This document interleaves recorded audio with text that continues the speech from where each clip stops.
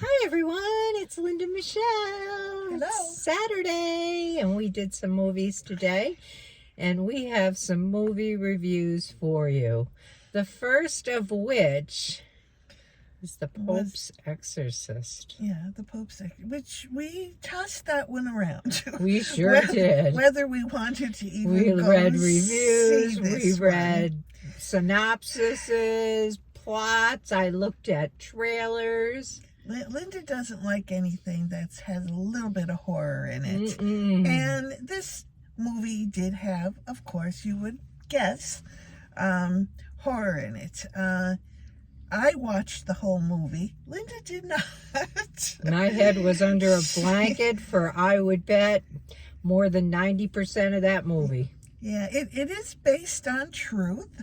Evidently, Vatican has an exorcist employed by them until I forget what year it was. Well, this particular priest died in 2016, and this was his story. Right. Very, very, very loosely based on his story. Right. Father Amorth. Amorth, I think, or something. Gabriel Amorth. Sure, but, played by Russell Crowe, who did a great job. He was very, very good at it. And I mean, take away the really horrific parts, I really got caught up in the story. And I just found it kind of fascinating. Basically, the fact that the Rome would have an exorcist on staff, kind of thing. And but I can't really give it all away how things end up. You'd have to go see it for that. But it was basically a story of, it went around this family, a mother and two children, who inherited this monastery. It was Abbey. It was an abbey in Spain. Yeah, it was in Spain. And this is it was very run down, evidently owned by her husband's family at some point. And this is where all of this action took place, basically. It was very old and very creepy kind of building. And but that wasn't the only exorcism, because there was one that took place before that, I think, in Italy. Oh, that's right. Yes. Right. Which they that claimed. One I caught a little bit of before I went under the blanket. Yeah. Because what he claimed was that 90% of when he's called to do an exorcism is basically some kind of mental issue, and he referred people to go to he wanted to make sure that they were truly possessed. So the last 10% was kind of labeled exorcism kind of things that he did with them. But this one was a real big one. This one was like a huge one. A bigger demon. In the second exorcism. The first one was really not an exorcism, from what he told the Pope's group, the panel.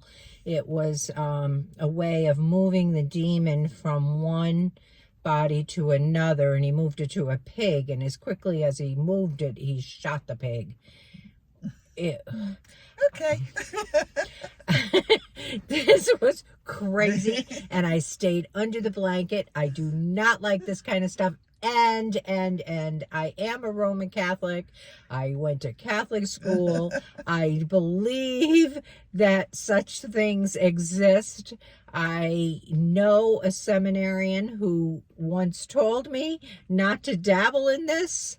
And I'll tell you what, I prayed while that kid was being exorcised. Yeah. It was damn scary to me. Now, I know that sounds all insane on my behalf, but I was scared to death. I hated it. It was just too close to real life to me, of a possibility than like some other horror movie where somebody's running around with a knife, like Scream or any of those crazy Halloween movies.